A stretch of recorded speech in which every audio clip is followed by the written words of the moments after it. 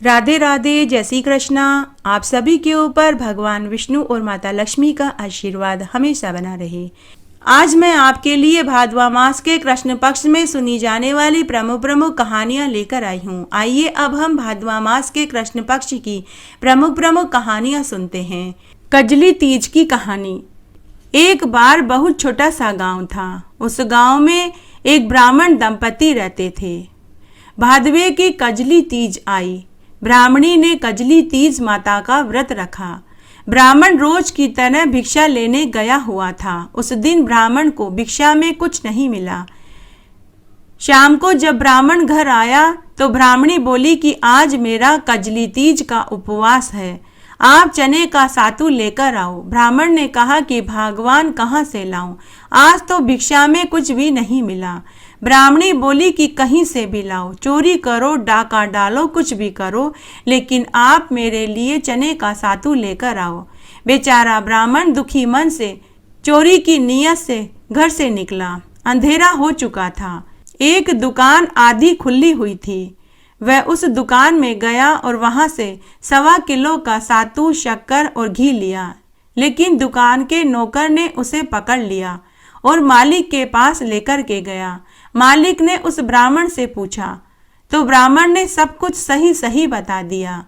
जब ब्राह्मण की तलाशी ली गई तो उसके पास 1.25 किलो सातू के अलावा कुछ नहीं मिला।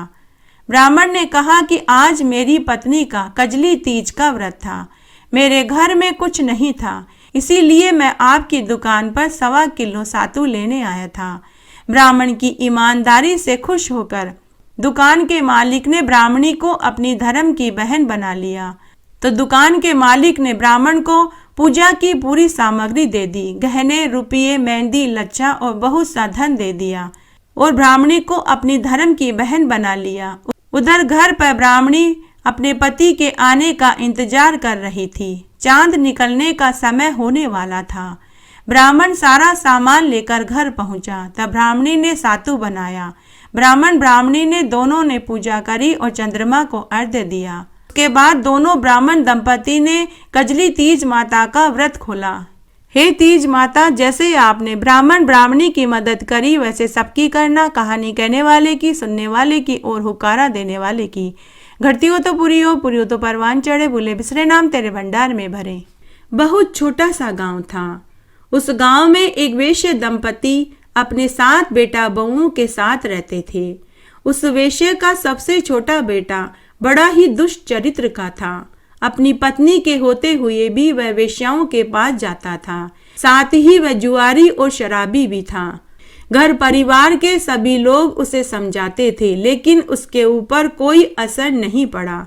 7वीं छोटी बहू का पति कमाता नहीं था, तो वे अपनी जेठानियों के यहाँ झाड़ू पोछा, बर्तन, कपड़े करती थी। बदले में वे उसे रुपया देती थी। इसी से 7वें बेटे का घर चलता था।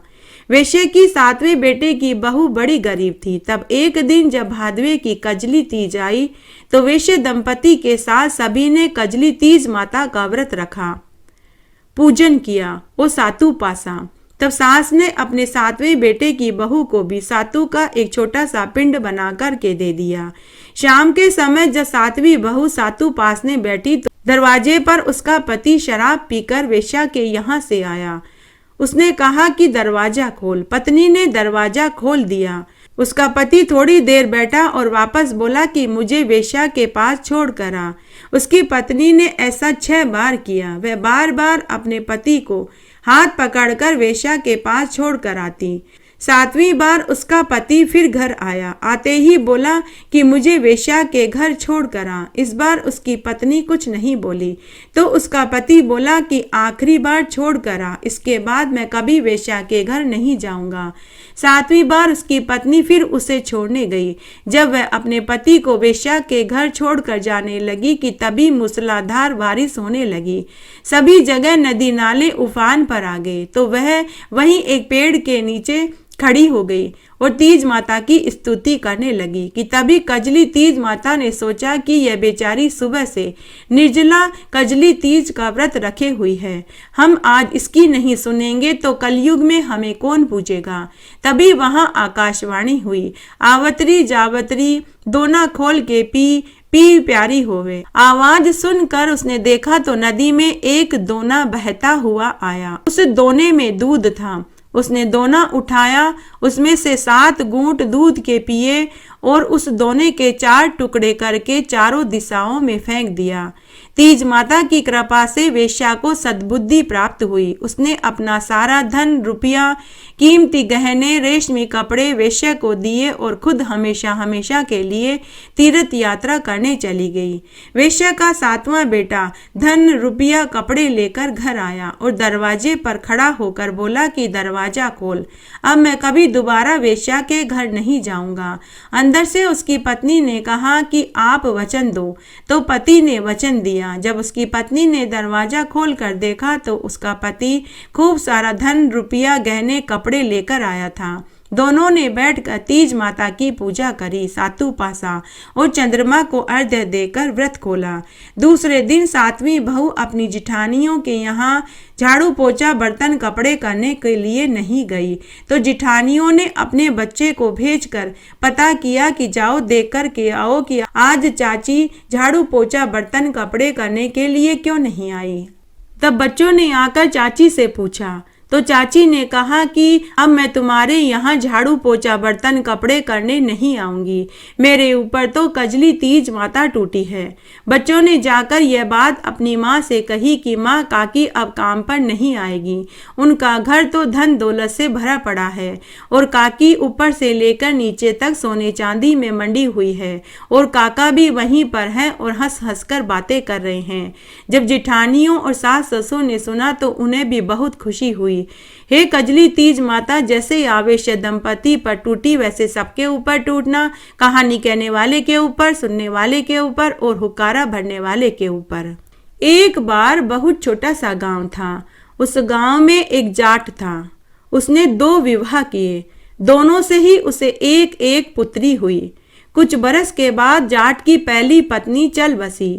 अब सौतेली माँ अपनी बेटी को तो अच्छा खिलाती, अच्छा पहनाती और उससे कोई घर का काम नहीं करवाती, जबकि सौतेली बेटी से वह घर का सारा कामकाज करवाती, उसे फटे पुराने कपड़े पहनने को और ठंडा बासी भोजन खाने को देती।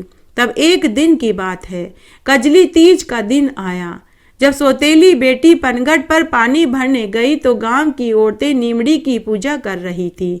तो उसने उनसे पूछा कि आप यह किसकी पूजा कर रहे हो और इस पूजा से क्या फल मिलता है। तो एक बुजुर्ग महिला बोली कि बेटी, आज सातुड़ी तीज का दिन है, आज हमने सातुड़ी तीज का व्रत किया है और हम नीमड़ी माता की पूजा कर रहे हैं। इस व्रत को करने से कुंवारों को अच्छा घरवर मिले, सुहागिनों को अखंड सुहाग मिले, पुत्र चाहने वाले को पुत्र मिले, धन चाहने वाले को धन मिले। तब वह बोली कि मैं भी यह व्रत करना चाहती हूँ, परंतु कैसे करूँ? मेरी सौतेली माँ मुझे पूजा की सामग्री और सातु नहीं देगी। तो उन गांव की औरतों को उसके दुख का ज्ञान था, तो उनको उसके ऊपर दया आ गई। वे बोली कि बेटी आओ, तुम हमारे साथ नीमड़ी की पूजा करो और सातु का पिंड लो और सातु पासो और रात्रि में चंद्रमा को अर्घ्य देकर एक समय भोजन कर लेना। तो उसने वहीं बैठकर कजली तीज माता की पूजा करी, नीमड़ी की पूजा करी, सातु पासा। वह सातु का पिंड अपनी चुनरी में छिपाकर घर ले आई और रात्रि में जब उसकी माँ सो गई तो चंद्रमा को अर्घ्य देकर उसने व्रत खोल लिया। इस तरह 3 साल तक उसने कजली तीज माता का व्रत किया। जब दोनों बहनें युवा अवस्था को प्राप्त हुई तो सौतेली माँ ने अपने पति से कहा कि मेरी बेटी के लिए अमीर घर और सौतेली के लिए गरीब घर का लड़का ढूंढो। परंतु सौतेली बेटी के ऊपर तो तीज माता की कृपा थी, उसका कौन क्या बिगाड़ सकता था। दोनों विवाह करके अपने अपने ससुराल में चली गई। सौतेली बेटी बड़ी ही समझदार, मेहनती और दयालु थी। उसने जाते ही ससुराल में सारा कामकाज संभाल लिया उसके ससुराल वाले उससे बहुत खुश थे, लेकिन जाटनी की खुद की बेटी को घर का कोई कामकाज नहीं आता था, तो उसे ससुराल में जलीकट्टी सुनने को मिली।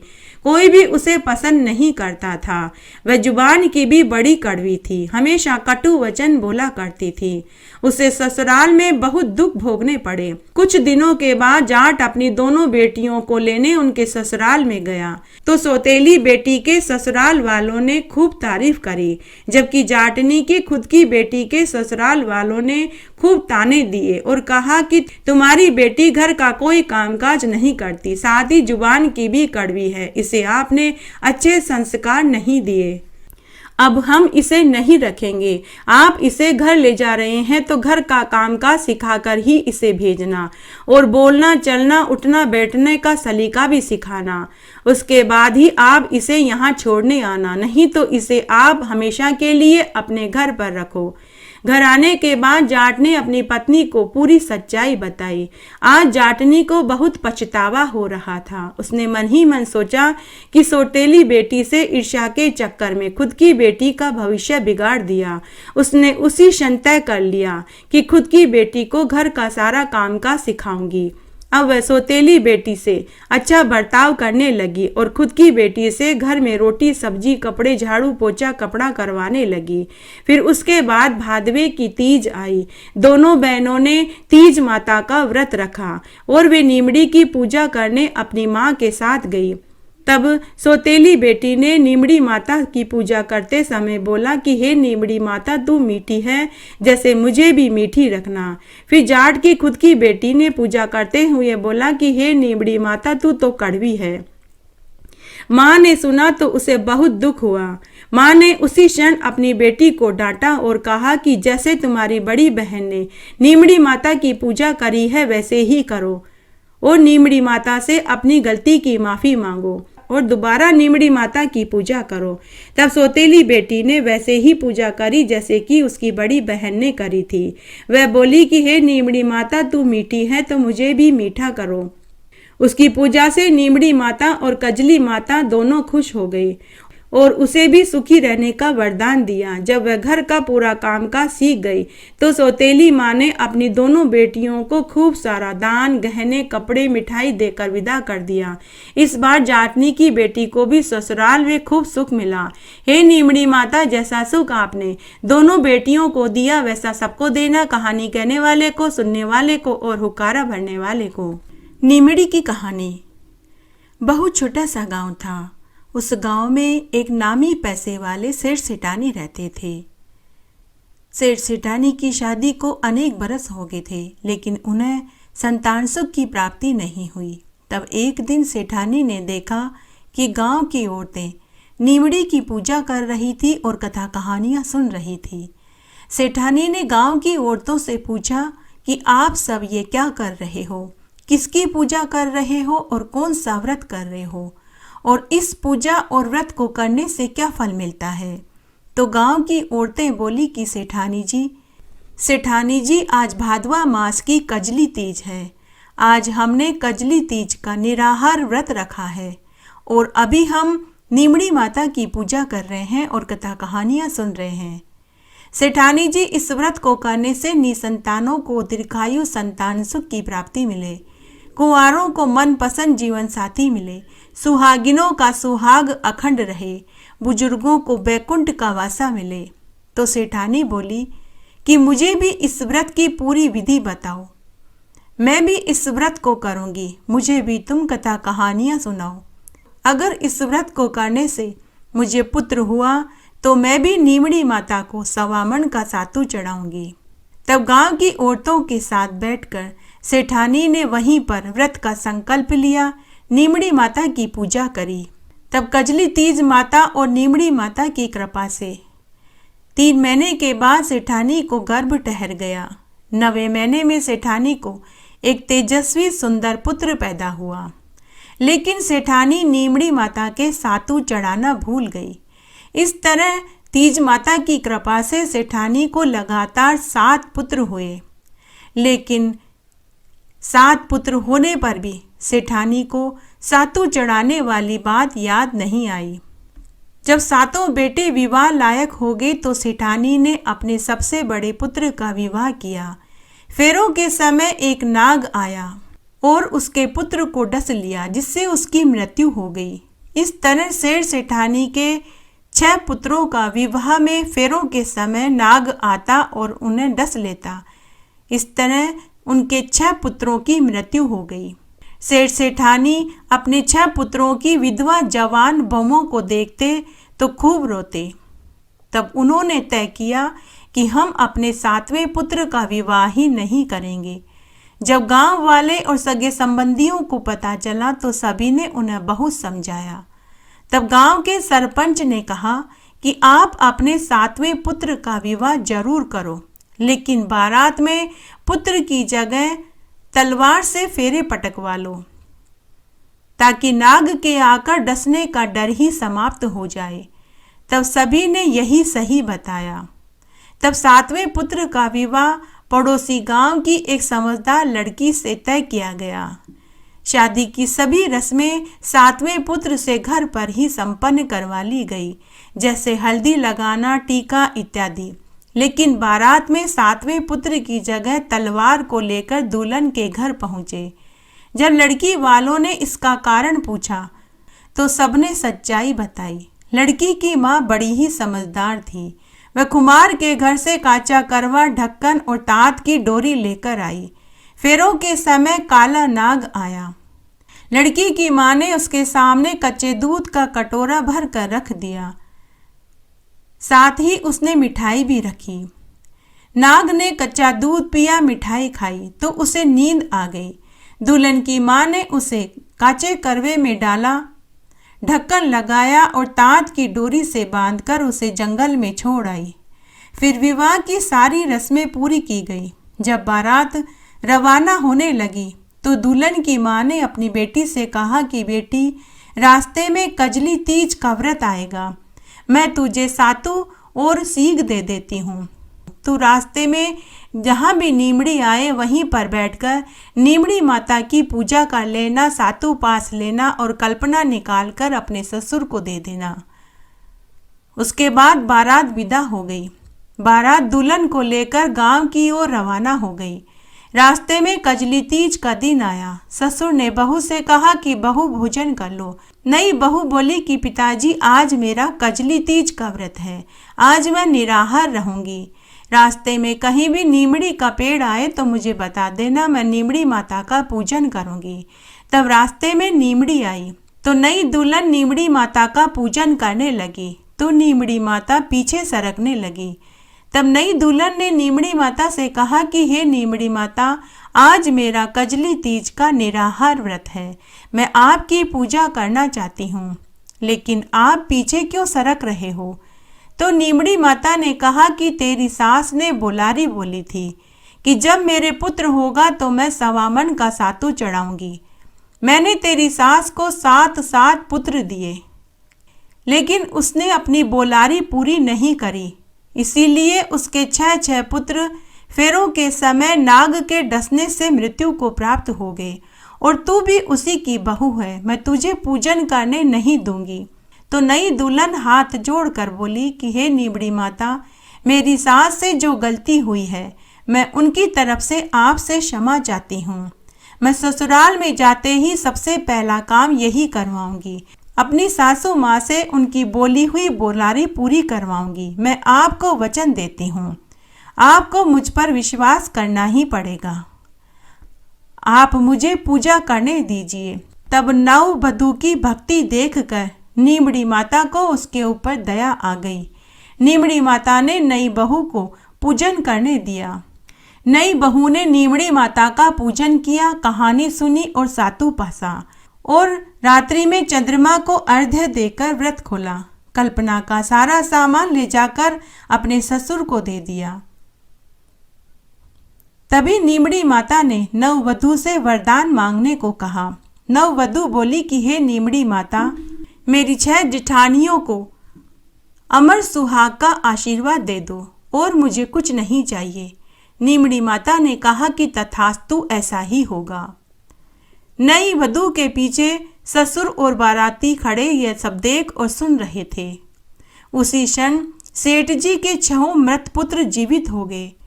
सेठ जी ने नई बहू के पांव पकड़ लिए तो नई वधू बोली कि पिताजी, आप मेरे नहीं, नीमड़ी माता के चरण पकड़िए और जल्दी से घर चलिए, सासू माँ से बोलारी पूरी करवानी है। सभी बाराती सेठ जी के सभी 6 पुत्र और नई दुल्हन खुशी खुशी घर पहुंचे। जब सेठानी को और उनकी 6 विधवा बहुओं को पता चला कि उनके मृत पुत्र जीवित हो गए हैं तो वे सभी नई बहू के चरण पकड़ने लगे। तो नई बहू ने सासू माँ और अपनी जिठानियों से कहा कि हे सासू माँ, हे भाभी जी, उल्टी गंगा नहीं बहती, आप नीमड़ी माता के चरण पकड़िए, मैं आपके चरण छूंगी। फिर सेठानी ने उसी समय 7.25 मन का सातू नीमड़ी माता के चढ़ाया और अपनी गलती की क्षमा मांगी। गाजे बाजे के साथ सेठानी अपने 7 बेटों और बहुओं को लेकर नीमड़ी माता के गीत गाते हुए नीमड़ी माता का पूजन करने के लिए गए। हे नीमड़ी माता, जैसे आपने सेठानी के 6 बड़े पुत्रों को जीवित कर दिया और उनकी बहुओं को अमर सुहाग का आशीर्वाद दिया, 7वीं बहू पर कृपा करी, वैसे सबके ऊपर करना, कहानी कहने वाले के ऊपर, सुनने वाले के ऊपर और हुक्कारा भरने वाले के ऊपर। भादुड़ी चौथ की कहानी। एक बार बहुत छोटा सा गांव था। उस गांव में एक साहूकार दंपति अपने बेटा बहू के साथ रहते थे। साहूकार के बड़े बुजुर्ग बहुत सारी माल मिल्कियत छोड़कर गए थे। साहूकार के पास इतना धन दौलत था कि अगर उनके आने वाली 7 पुश्तें बैठकर खाए तो भी धन खत्म न हो। इसलिए साहूकार और उसका इकलौता पुत्र कमाते नहीं थे। अपने पुरखों का धन से ही उनका घर खर्च चलता था।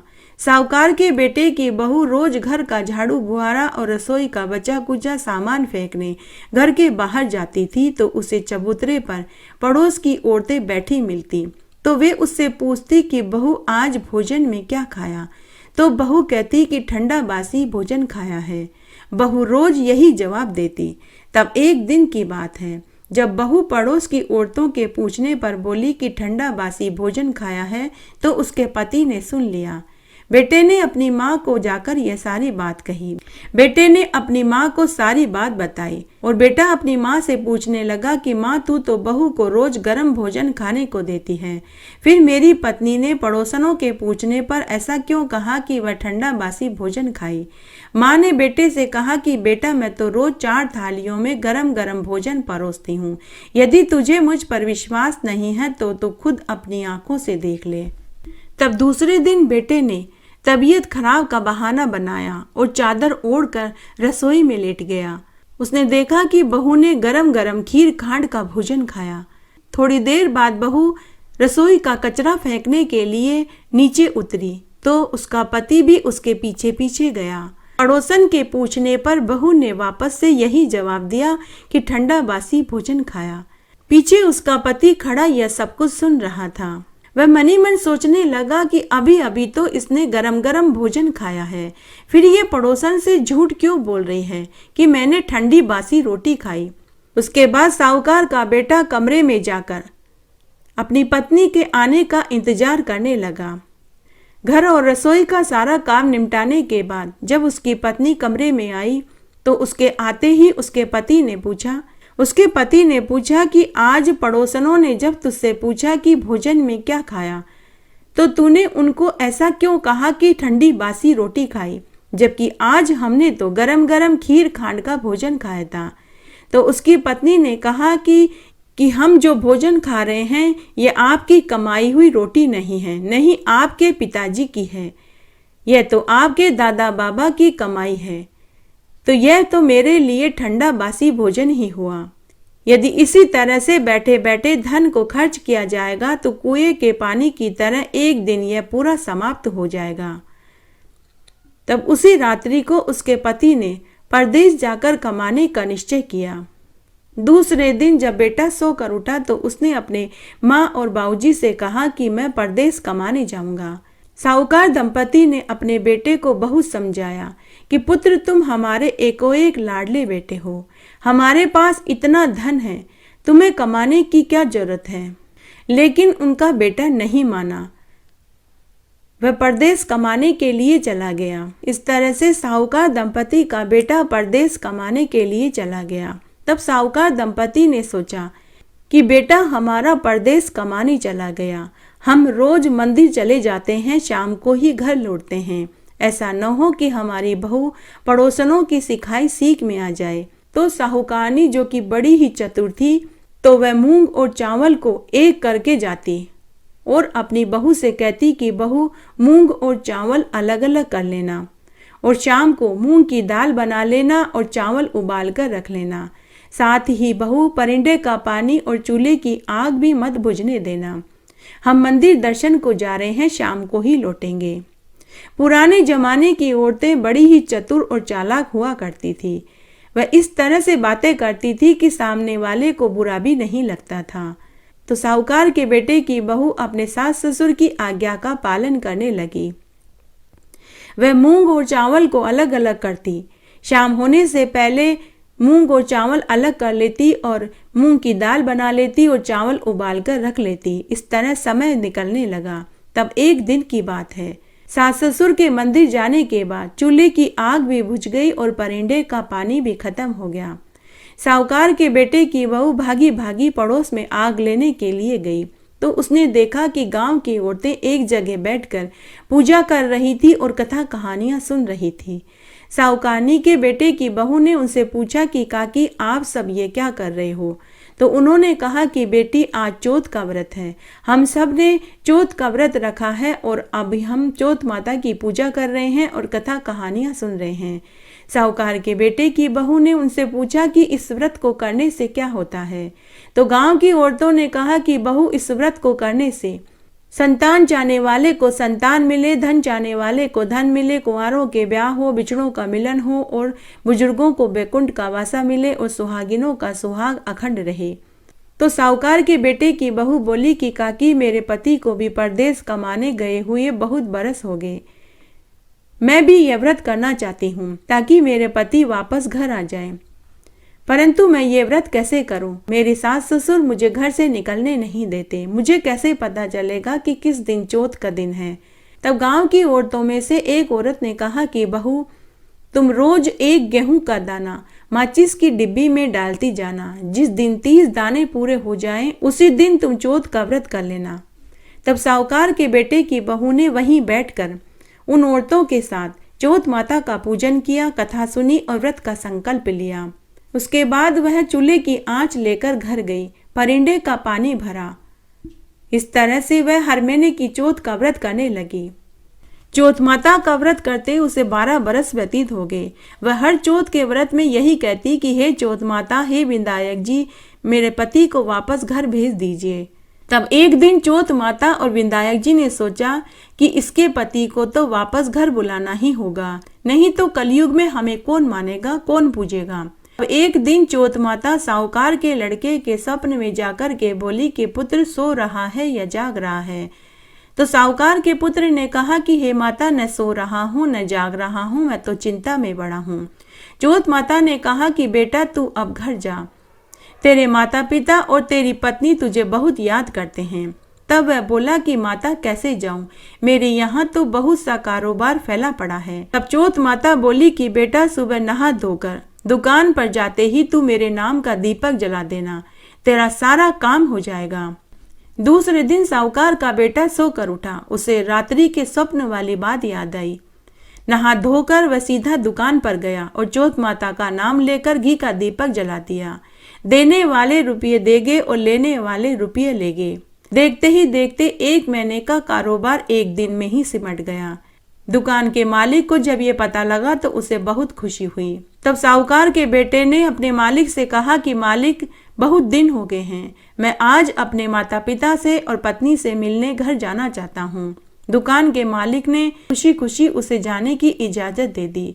दुकान के मालिक ने उसका पूरा हिसाब किया और उसे खूब सारा धन देकर विदा कर दिया। साहूकार का बेटा धन लेकर घर की ओर चल दिया। जब वह जंगल में से जा रहा था तो उसे एक सांप दिखाई दिया जिसकी पूंछ में आग लगी हुई थी।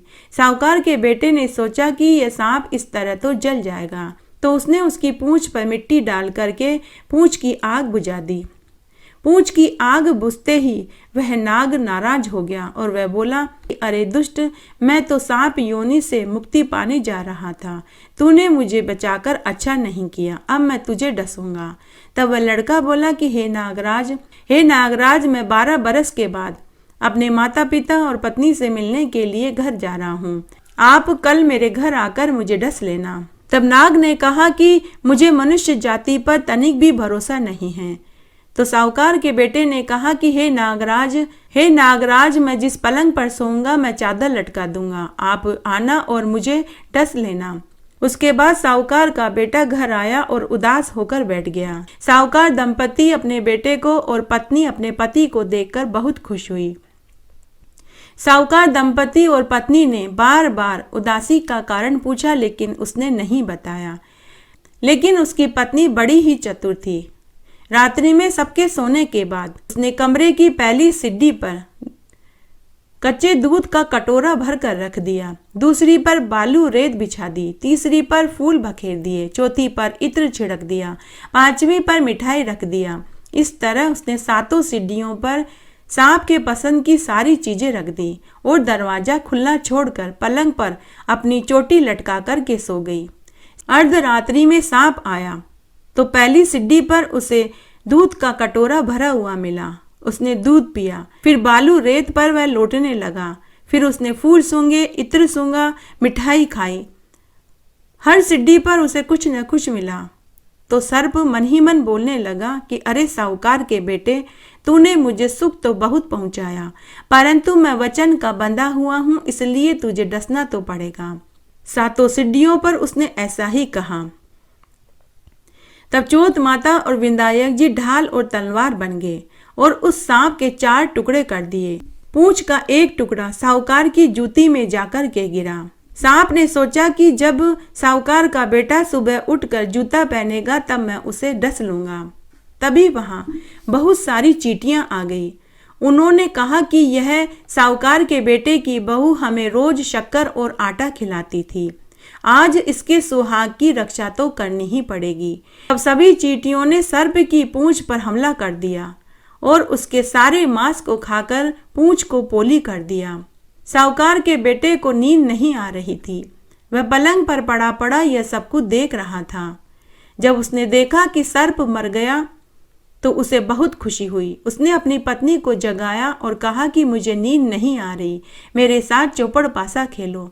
उसके बाद साहूकार के बेटा बहुत देर रात्रि तक चौपड़ पासा खेलते रहे। रात को देर से सोए तो बेटा बहू सुबह जल्दी नहीं उठे। साहूकार दंपति को सुबह जल्दी उठने की आदत थी तो वे रोज की तरह सुबह जल्दी उठ गए। तो साहूकारनी अपने पति से बोली कि हे स्वामी, बेटा तो परदेश से आया था, थका मांदा था, इसलिए सुबह जल्दी नहीं उठा, लेकिन आज तो बहू भी जल्दी नहीं उठी, चलो हम उन्हें जगाते हैं। साहूकार दंपति अपने बेटा बहू को जगाने के लिए उनके कमरे में आए। उनके कमरे के बाहर खून बिखरा हुआ देखा तो वे जोर जोर से चिल्लाने लगे कि कोई हमारे बेटा बहू को मार कर के चला गया, कोई हमारे बेटा बहू को मार कर के चला गया। अंदर कमरे में बेटे ने अपनी माँ बाबूजी की आवाज सुनी तो उसने कहा कि माँ बाबूजी खुशियां मनाओ, आज हमारा बैरी दुश्मन मारा गया। माँ बाबूजी आप सफाई करवा दो, हम बाहर आ जाएंगे। साहूकार दंपति ने वहां बिखरे हुए खून की सफाई करवाई। उसके बाद बेटा बहू कमरे से बाहर आए। बेटे ने अपनी माँ बाबूजी से पूछा कि माँ बाबूजी, मेरी दीर्घ आयु के लिए आपने कोई व्रत, उपवास या दान पुण्य किया था क्या? तो साहूकार दंपति ने दोनों ने ही मना कर दिया, लेकिन उसकी पत्नी ने कहा कि मैंने 12 महीने की चौथ का व्रत किया था, मैं हर महीने की चौथ का व्रत करती थी। तो सास बोली कि बहू, मैं तो तुम्हें रोज 4 समय का खाना देती थी, तुम कहाँ से चौथ का व्रत करती थी? तो बहू ने कहा कि सासू माँ, चौथ के व्रत वाले दिन सुबह का खाना मैं गाय को देती, दूसरे समय का खाना मैं मैत्रानी को देती थी और तीसरे समय का खाना मैं उठियाड़े में गाड़ देती थी और चौथे समय का खाना मैं रात्रि को चंद्रमा को अर्घ्य देकर व्रत खोल लेती थी। यदि आपको विश्वास नहीं है तो पूछ लो। तब गाय माता से पूछा तो वह हंसने लगी तो उसके मुंह से फेफ के फूल झड़ने लगे। मैत्रानी से पूछा तो उसने कहा कि हाँ, मैंने के एक दिन आपकी बहू मुझे खाना देती थी, उठियारे को खोद कर देखा गया तो उसमें रोटियां सोने के सिक्कों में बदल चुकी थी। यह सुनते ही सास ने अपनी बहू को गले से लगा लिया और उसे ढेरों आशीर्वाद दिया। हे चौथ माता, जैसे आपने साहूकार के बेटे की रक्षा करी वैसी सबकी करना, कहानी कहने वाले की, सुनने वाले की और हुक्कारा भरने वाले की। भादुड़ी चौथ की कहानी। एक बार रत्नापुर नाम का एक छोटा सा गांव था। उस गांव में एक विधवा बुढ़िया माई अपने बेटे के साथ रहती थी। उसका बेटा गांव के जमींदारों की गायें चराता था। बदले में वे उसे ग्वाली देते थे। उसी से दोनों माँ बेटे का खर्चा चलता था। विधवा बुढ़िया माई हर महीने की चौथ का व्रत करती थी। उस दिन वह घी के चूरमे के 5 लड्डू बनाती। एक लड्डू चौथ माता के चढ़ाती, एक गणेश जी के चढ़ाती, एक हाथ का निकाल कर दान करती, एक अपने बेटे को देती और एक प्रसाद के रूप में व्रत के साथ वह खुद खाती थी। तब एक बार की बात है, भादवा मास की भादुड़ी चौथ का दिन था। बुढ़िया माई का उस दिन चौथ माता का व्रत था। वह चूरमे के लड्डू बना रही थी। उसी समय उसकी पड़ोसन शक्कर उधार मांगने आई तो उसने देखा कि बुढ़िया माई चूरमा बना रही है।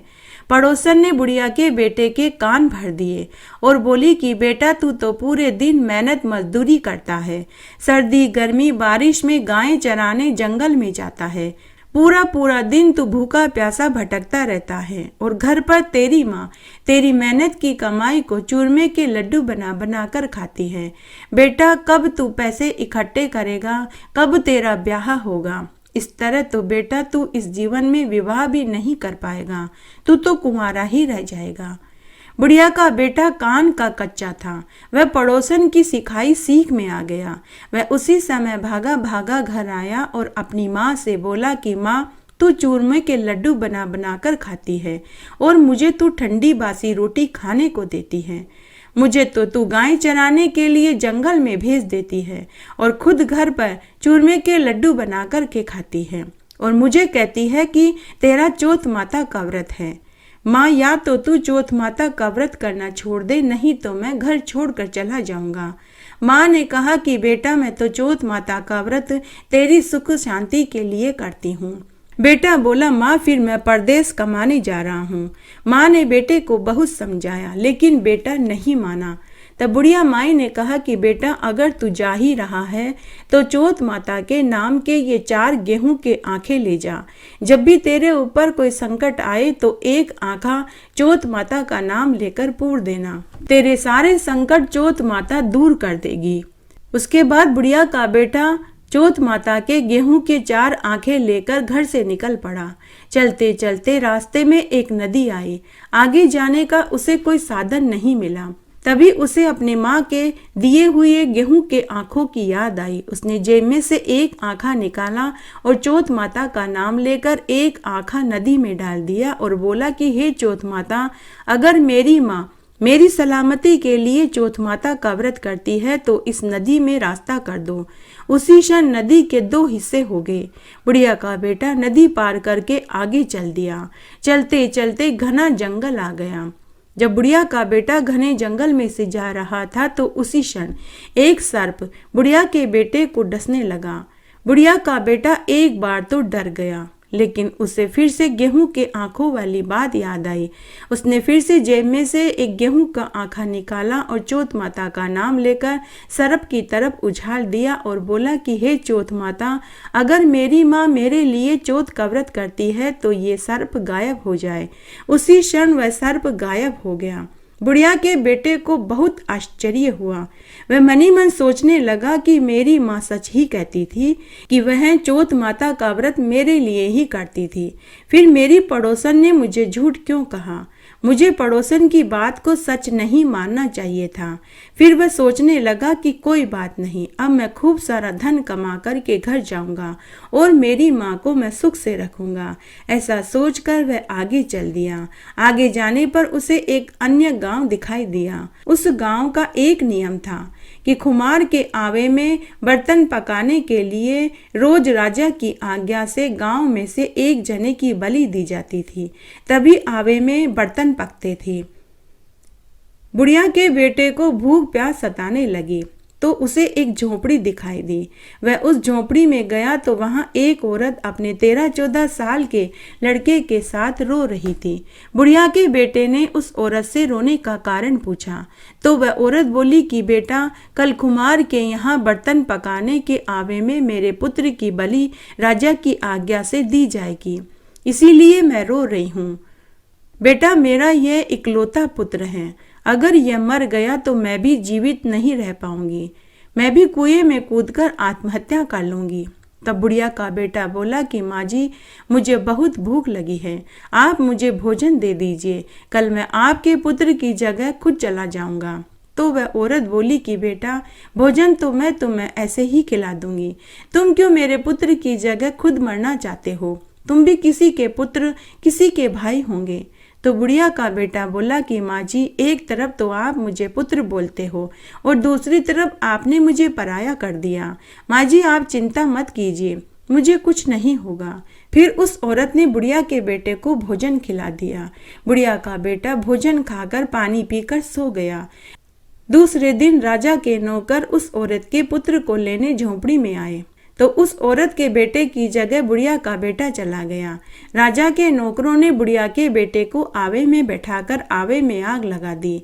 बुढ़िया के बेटे ने उसी समय जेब में से तीसरा आखा निकाला और चौथ माता का नाम लेकर आवे में डाल दिया।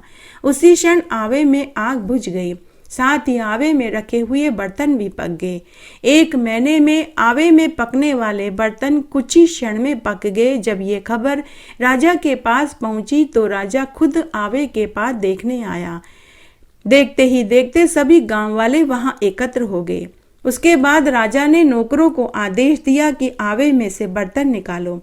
जब नौकर आवे में से बर्तन निकालने लगे तभी उस आवे में से आवाज आई कि अरे भाई, धीरे धीरे बर्तन निकालना। आवाज सुनकर सभी नौकर डर गए। तब राजा ने पूछा कि तुम कौन हो? भूत हो, प्रेत हो, पिशाच हो, कौन हो? बुढ़िया का बेटा बोला कि मैं तो वही हूँ जिसकी बलि देने के लिए आवे में बैठाया था। नौकरों ने उसे आवे में से बाहर निकाला। राजा ने उससे पूछा कि तुम जीवित कैसे बच गए? तो बुढ़िया का बेटा बोला कि हे महाराज, मेरी माँ हर महीने का चौथ का व्रत करती है, मुझे तो चौथ माता ने बचाया है। लेकिन राजा को उसकी बात पर विश्वास नहीं हुआ। तब राजा ने अपने सैनिकों से कहा कि अगर ये सच बोल रहा है तो इसके हाथ पांव बांधकर पेड़ पर उल्टा लटका दो। अगर चौथ माता ही इसकी रक्षा करती है तो वो जरूर इसे बचाने आएगी। उसी क्षण बुढ़िया के बेटे ने अपनी जेब में से गेहूं का आखिरी आखा निकाला और हाथ में ले लिया। फिर राजा के सैनिकों ने बुढ़िया के बेटे के हाथ पांव रस्सी से बांधकर उसे पेड़ से उल्टा लटका दिया। बुढ़िया के बेटे ने चौथ माता का नाम लेकर गेहूं का आखिरी आखा भी पूर दिया और मन ही मन बोला कि हे चौथ माता, अगर मेरी माँ ने पूरी श्रद्धा, निष्ठा, लगन और ईमानदारी से आपका व्रत किया है तो आप उनके इस बेटे का संकट हर लो। उसी क्षण बुढ़िया के बेटे के हाथ पांव में से रस्सी खुलकर राजा के हाथ पांवों में जाकर के लग गई। वहां खड़े सभी लोगों को महान आश्चर्य हुआ। राजा बुढ़िया के बेटे से बहुत प्रभावित हुआ। उसने अपनी राजकुमारी बेटी का विवाह बुढ़िया के बेटे से धूमधाम से कर दी और उसे खूब सारा दान दहेज, हाथी, घोड़े, ऊंट, कीमती जेवरात देकर रथ में बैठाकर विदा कर दिया। जब बुढ़िया का बेटा पूरे लाव लश्कर के साथ पनघट पर पहुंचा तो पनघट पर बहुत सी औरतें पानी भर रही थी। तो उनमें से एक पनिहारिन भागी भागी बुढ़िया की झोंपड़ी पर गई और बोली कि अरे बुढ़िया, तेरा बेटा बहू लेकर खूब धन दौलत, हाथी, घोड़े, ऊंट, लाव लश्कर के साथ आ रहा है। बुढ़िया ने कहा कि अरे क्यों मेरी हंसी उड़ाती हो? तो पनिहारिन बोली कि माई, मैं सच कहती हूँ। तभी बुढ़िया को दूर धूल उड़ती दिखाई दी। पास आने पर उसे उसके बेटा बहू दिखाई दिए।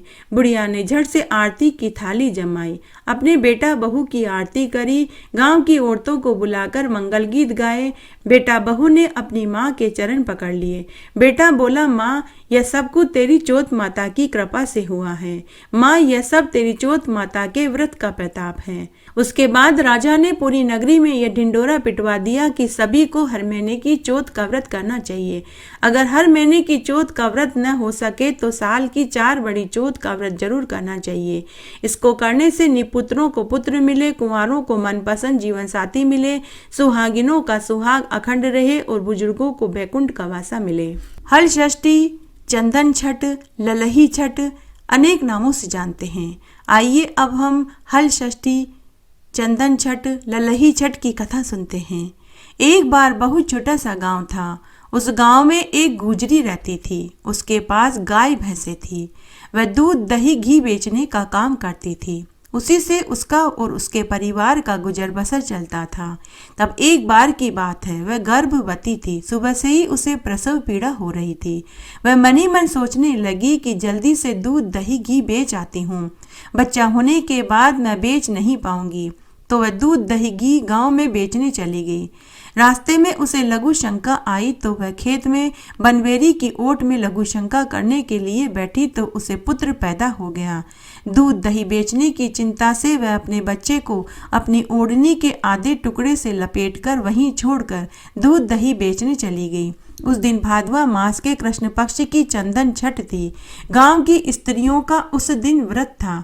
उस दिन वे गाय की पूजा करती थी और उस दिन वे गाय का दूध, दही, घी नहीं खाती थी। जब गांव की औरतों ने गुजरी से पूछा कि बहन, आज हमारा चंदन छठ का व्रत है, आज हम गाय का दूध, दही, घी नहीं खाते।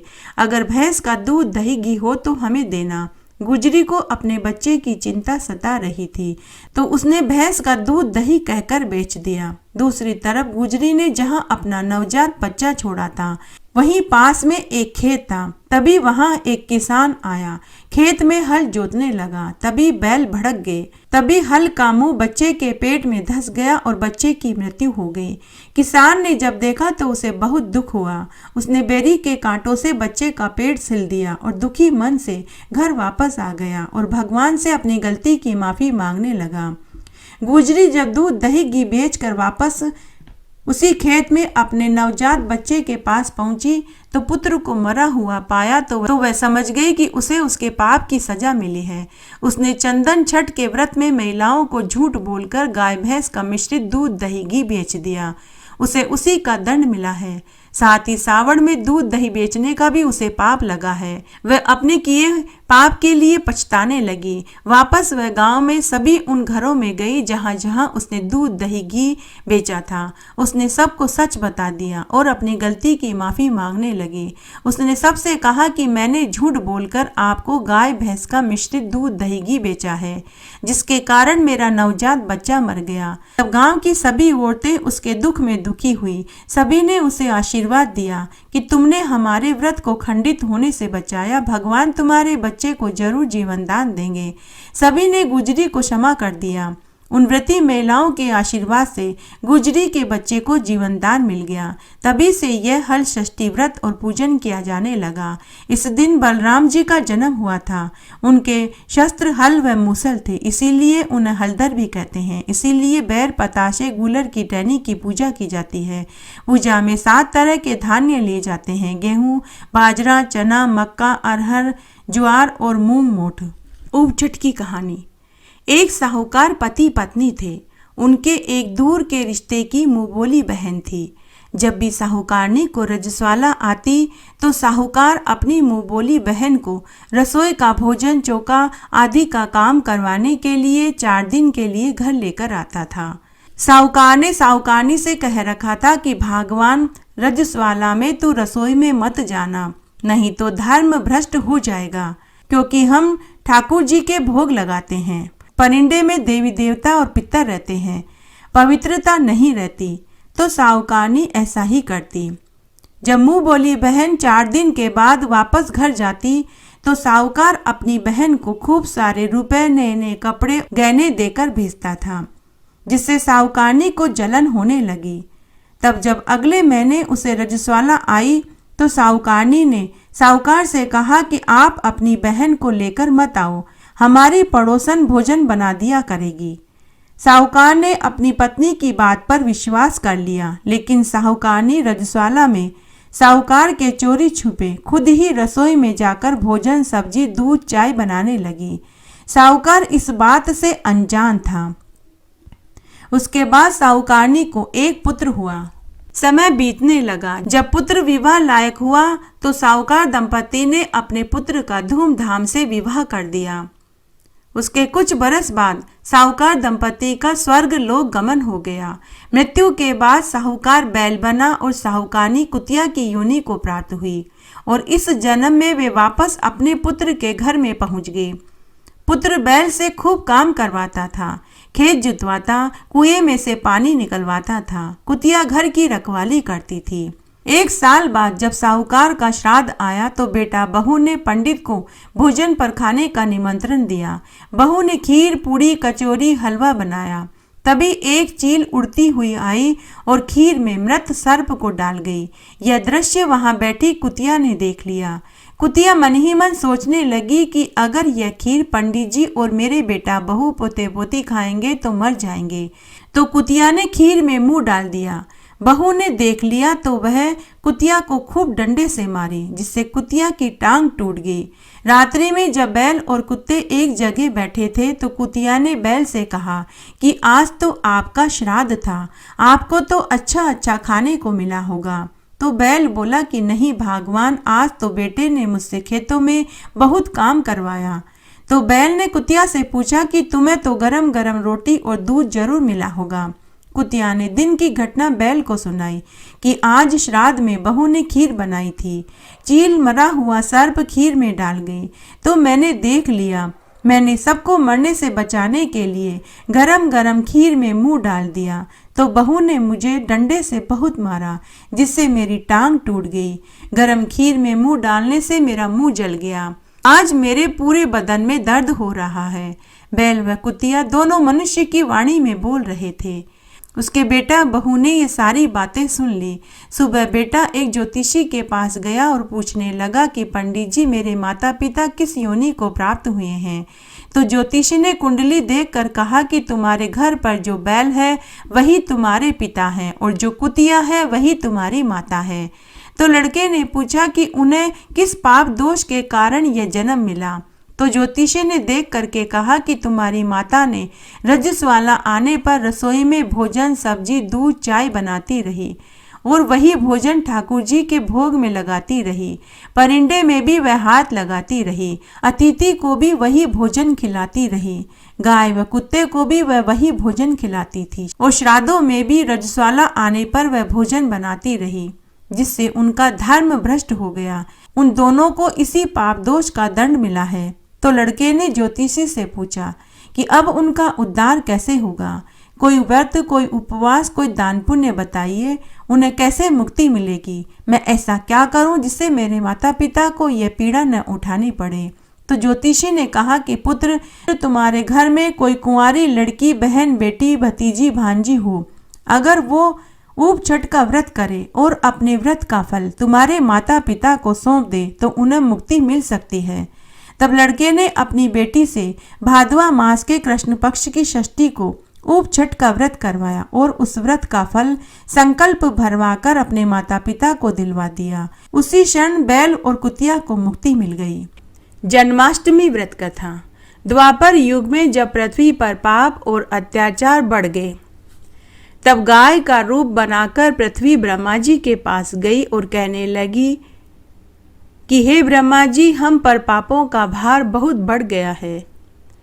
तब ब्रह्मा जी सभी देवताओं को साथ लेकर विष्णु भगवान के पास गए। वे क्षीर सागर में शेषनाग की सैया पर सो रहे थे। तब सभी ने भगवान विष्णु की स्तुति करी, जिससे उनकी निद्रा भंग हुई। उन्होंने उन लोगों से आने का कारण पूछा। तब पृथ्वी ने दीन वाणी में अपने सारे कष्ट विष्णु भगवान को सुनाए। सभी देवों और ब्रह्मा जी ने भी पृथ्वी के कष्ट के निवारण की विनती करी। तब भगवान ने कहा कि तुम लोग ब्रजभूमि में जाकर यादव कुल में अपना शरीर धारण करो, क्योंकि मैं शीघ्र ही वसुदेव गोप की भार्या देवकी के गर्भ से जन्म लूंगा। उसके बाद देवताओं ने ब्रज में गोप गोपियां बनकर जन्म लिया। मथुरा के राजा उग्रसेन की पुत्री देवकी का विवाह गोप वसुदेव के साथ हुआ। देवकी के भाई मथुरा के राजकुमार कंस अपनी देवकी से बहुत प्यार करते थे। वे अपनी बहन देवकी और वसुदेव को समही पहुंचाने के लिए उनके साथ रथ से गोकुल की ओर चले। तभी राह में अचानक आकाशवाणी हुई कि अरे कंस, तेरी इसी बहन का 8वां पुत्र तेरा काल बनेगा। इतना सुनते ही कंस ने तलवार निकालकर बहन को मारने लगा। तब वसुदेव ने कंस का हाथ पकड़ लिया और विनती करने लगा कि हे कंस, हे राजा, आप इसे मत मारिए। इसके 8वें पुत्र को पैदा होते ही आप मार डालिएगा।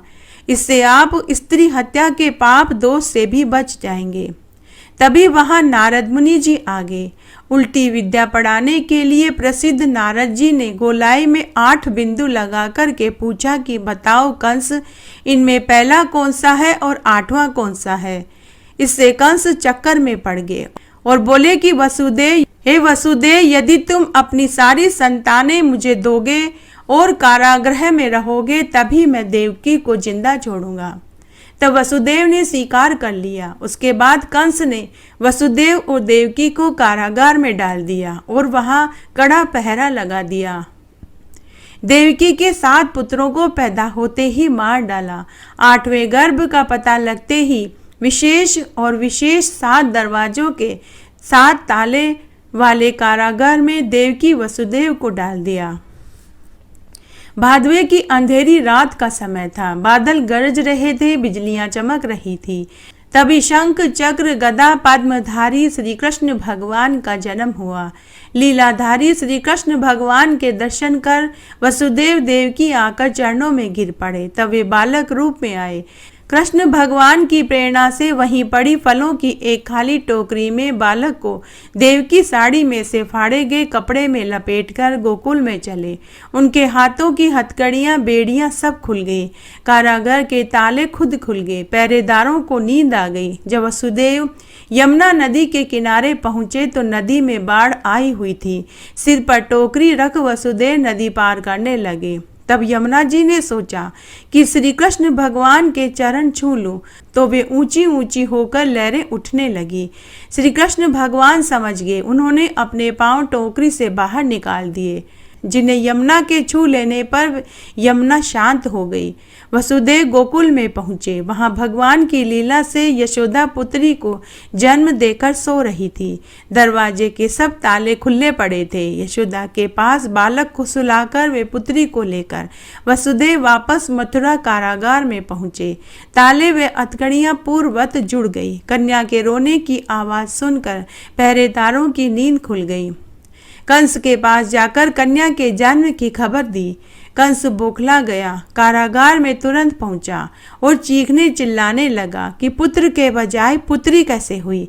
देवकी के हाथ से पुत्री को छीनकर दीवार पर दे मारा, किंतु कन्या तो हाथ से छूटते ही आकाश में पहुंच गई और बिजली का सा प्रकाश फैल गया। देवी माया ने कहा कि मुझे मारकर भी क्या होगा, तेरा दुश्मन तो प्रकट होकर गोकुल में पहुंच गया और यशोदा की गोद में खेल रहा है, अब तू बच नहीं पाएगा। कालांतर में कृष्ण भगवान ने पूतना राक्षसी सहित अन्य क्रूर राक्षसों का वध किया। गुगा नवमी व्रत कथा।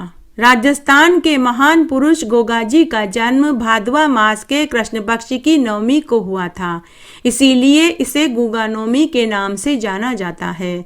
कथा इस प्रकार है। गोगाजी महाराज का जन्म गुरु गोरखनाथ जी के आशीर्वाद से हुआ था। गोगाजी की माँ बाछल देवी निसंतान थी। उन्होंने संतान प्राप्ति के लिए अनेक उपाय करे, लेकिन सब निष्फल हो गए। तब एक बार की बात है, गुरु गोरखनाथ जी महाराज गोगामेड़ी के टीले पर कठोर तपस्या कर रहे थे। बाछल देवी उनकी शरण में गई। तब गोरखनाथ महाराज ने बाछल देवी को पुत्र का वरदान दिया, साथ ही उन्हें गूगल नामक फल भी दिया। उस फल को खाने से बाछल देवी को गर्भ ठहर गया और भादवा मास के कृष्ण पक्ष की नवमी के दिन गोगाजी महाराज का जन्म हुआ। गूगल फल खाने से उनका नाम गोगाजी पड़ा। गोगा नवमी की पूजा आज भी राजस्थान के हर घर में की जाती है। एक दिन पहले ही कुम्हार के घर से मिट्टी के गोगाजी घर लाए जाते हैं और उनकी नवमी के दिन पूजा की जाती है। खीर, पूड़ी, पुआ, पापड़ी का भोग लगाया जाता है और व्रत रखा जाता है। बचबारस की कहानी। भादवे का महीना आया, बछ बारस आई, इंद्र की इंद्राणियां पूजा करने के लिए धरती पर आई तो उनको गाय दिखाई दी। गाय की पूजा करने लगी। आगे से पूजा करे तो गाय सींग से मारती और पीछे से करे तो लात से मारती। तो इंद्र की इंद्राणियां बोली कि हम तो तुम्हारी पूजा कर रहे हैं और तुम हमें ही मारती हो। तो गाय माता बोली कि मुझ अकेली की क्या पूजा करती हो, बछड़ा व गाय दोनों की पूजा करो। इंद्र की इंद्राणियों ने उसी समय दर्भ का बच्चा बनाया और गाय के पास बैठा करके अमृत के छींटे दिए। गाय के पास आते ही बछड़ा जीवित हो गया और गाय का दूध पीने लगा। अब इंद्र की इंद्राणियों ने गाय और बछड़े दोनों की पूजा करी। उसके बाद वापस वे इंद्रलोक में चली गई। शाम को गाय अपने बछड़े को लेकर अपनी मालकिन के पास आई तो मालकिन ने उसे अंदर मकान में नहीं आने दिया। मालकिन ने गाय माता से कहा कि तू अपने लिए तो बच्चा लाई, मेरे लिए बच्चा क्यों नहीं लाई। तो गाय माता ने कहा कि मालकिन, इस साल मैं अपने लिए बच्चा लाई हूँ, अगले साल मैं आपके लिए भी बच्चा लाऊंगी। इस तरह समय बीतने लगा। साल भर बाद जब दोबारा बछ बारस आई तो गाय फिर से वन में चरने के लिए गई। उस दिन फिर से इंद्रलोक की इंद्राणियां वन में गाय की पूजा करने के लिए आई। जब वे गाय की पूजा करने लगी तो गाय फिर से सींगों से और पूंछ से मारने लगी। तो इंद्राणियां गाय माता से बोली कि अरे गाय माता, पिछले साल ही तो आपको बच्चा दिया था, अब तुम्हें क्या चाहिए। तो गाय माता बोली कि पिछले साल आपने मुझे बच्चा दिया था, इस साल आप मेरी मालकिन को बच्चा दीजिए, नहीं तो वो मुझे घर में घुसने नहीं देगी। तो इंद्र की इंद्राणियों ने फिर से दर्भ का बच्चा बनाया और दर्भ का ही पालना बनाया और उसे गाय के सींगों से बांध दिया और उसके ऊपर अमृत के छींटे दिए, जिससे बच्चा जीवित हो गया। फिर इंद्र की इंद्राणियों ने गाय की पूजा करी और पुनः इंद्रलोक में चली गई। जब गाय माता बच्चे को लेकर घर आ रही थी तो रास्ते में जो भी गांव की औरतें मिली सब गाय के पीछे पीछे चलने लगी और गाय माता का जयकारा लगाने लगी। जब गाय माता अपनी मालकिन के घर पहुंची तो सेठानी ने गाजे बाजे के साथ गाय माता का स्वागत किया। गाय माता ने सेठानी को बच्चा दिया। हे गाय माता, जैसे आपने सेठानी को बच्चा दिलवाया वैसे सबको देना, कहानी कहने वाले को, सुनने वाले को और हुक्कारा भरने वाले को। तालाब की कथा। एक बार एक साहूकार था। उसके गांव में पानी की बहुत कमी थी। उसने एक बार बहुत बड़ा तालाब खुदवाया किंतु उसमें पानी नहीं आया।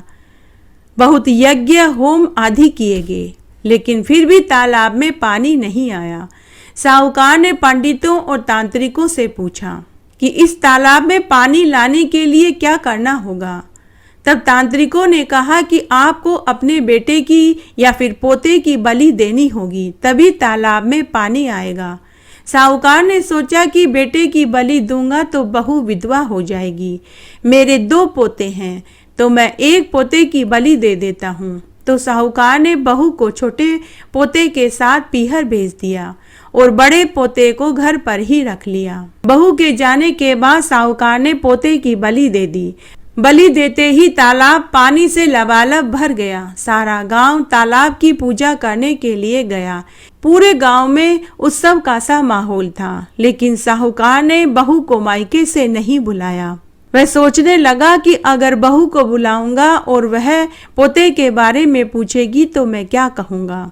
बहू ने लोगों से सुना कि उनके ससुर ने गांव में तालाब खुदवाया है और तालाब में लबालब पानी आ गया। पूरा गांव तालाब की पूजा करने के लिए जा रहा है तो उसे थोड़ा दुख हुआ कि ससुर ने मुझे उत्सव में क्यों नहीं बुलाया।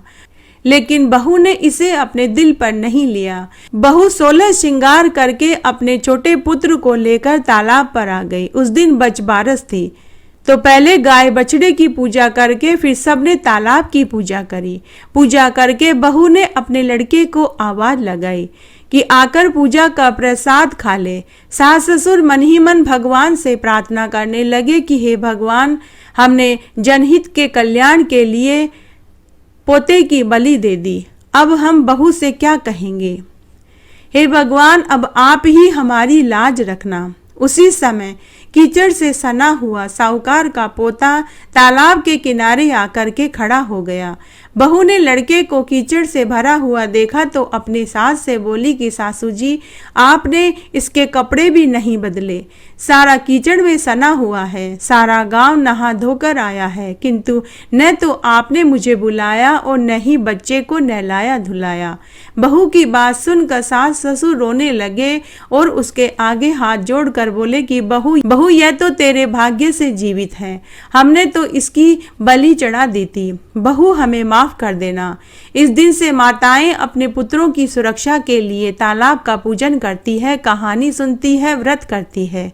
कहानी कहने वाले, सुनने वाले और सबकी बचवारस माता इसी प्रकार से रक्षा करे। अजा एकादशी की कहानी।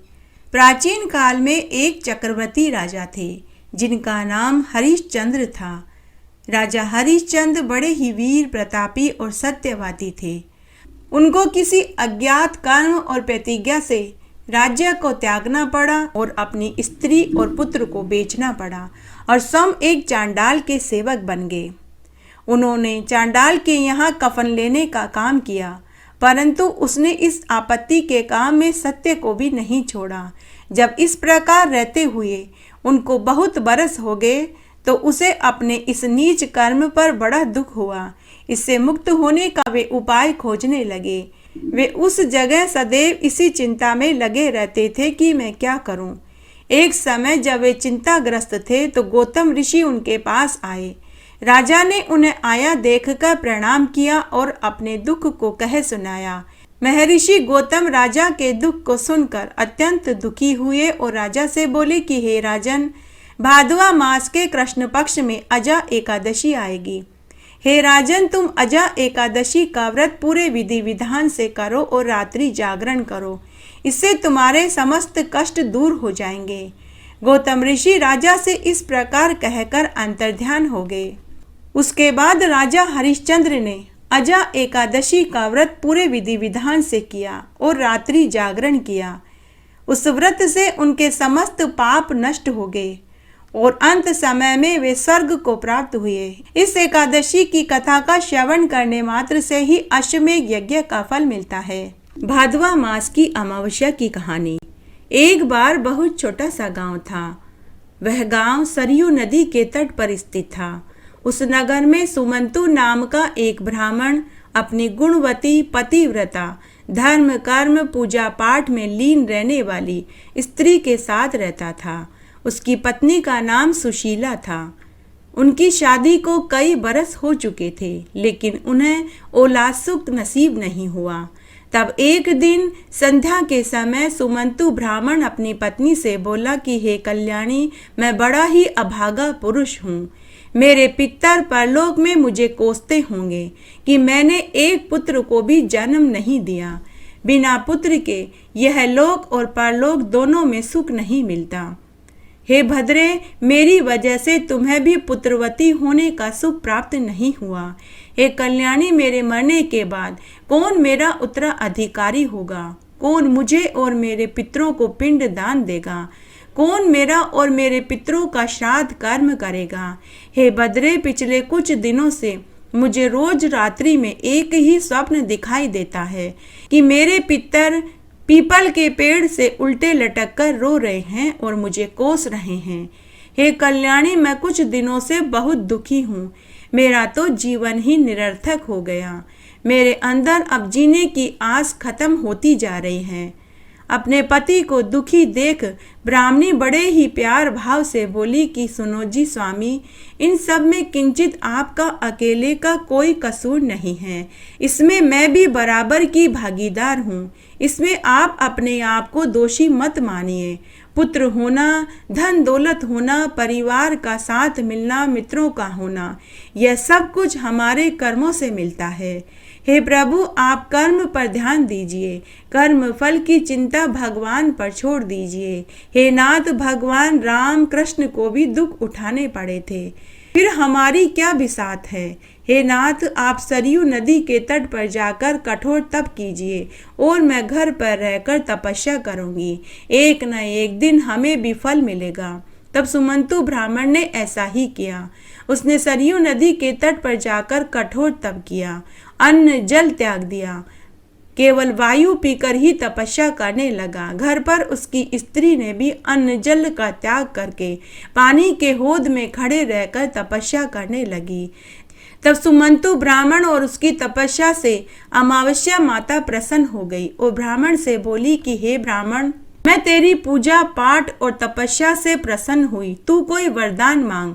तब ब्राह्मण ने पुत्र का वरदान मांगा तो अमावस्या माता ने कहा कि पुत्र, तेरे इस जन्म में तुझे औलाद का सुख ब्रह्मा जी ने लिखा ही नहीं है, लेकिन फिर भी मैं तुझे 2 पुत्रियों का वरदान देती हूँ।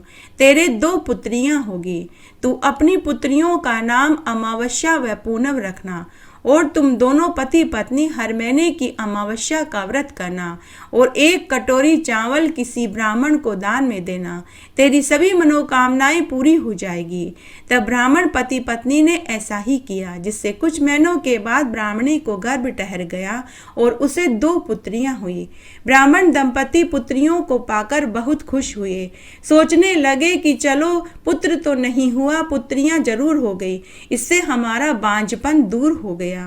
तब उन्होंने बड़ी पुत्री का नाम अमावस्या और छोटी का नाम पूर्णिमा रखा। इस तरह समय बीतने लगा। जब ब्राह्मण की दोनों पुत्रियां विवाह लायक हुई तो ब्राह्मण ने अपनी दोनों पुत्रियों का धूमधाम से विवाह कर दिया। विवाह के बाद अमावस्या अपनी ससुराल में सुखपूर्वक जीवन बिताने लगी, जबकि पूर्णिमा का विवाह गरीब घर में हुआ तो उसे अनेक कष्टों का सामना करना पड़ा। जब पूर्णिमा की बड़ी बहन अमावस्या को पता चला कि उसकी छोटी बहन बहुत गरीब है और गरीबी में जीवन यापन कर रही है, तो वह खूब सारा धन लेकर अपनी छोटी बहन के घर गई। तब अमावस्या ने पूर्णिमा से कहा कि बहन, मैं हर महीने की अमावस्या व पूर्णिमा का व्रत करती हूँ और अमावस्या व्रत में बड़ पीपल के पेड़ की पूजा करती हूँ और 1 कटोरा चावल मंदिर में चढ़ाती हूँ और पूर्णिमा के व्रत में कथा सुनकर व्रत रखती हूँ और उस दिन 1 ब्राह्मण को भोजन कराती हूँ। बहन, तू भी ऐसा किया कर, इससे तेरा घर भी धन धान्य से भर जाएगा। तब पूर्णिमा ने भी अपनी बड़ी बहन अमावस्या के कथना अनुसार ही किया, जिससे उसका घर भी धन धान्य से भर गया। इस तरह आज हमने भादवा मास के कृष्ण पक्ष में सुनी जाने वाली प्रमुख प्रमुख कहानियां सुनी। आशा करती हूँ इन कहानियों को सुनने से आपको संपूर्ण फल प्राप्त होगा। मेरे साथ बने रहने के लिए आपका धन्यवाद। आगे आने वाली कथा कहानियों के लिए भी आप इसी तरह मेरे साथ बने रहें। धन्यवाद।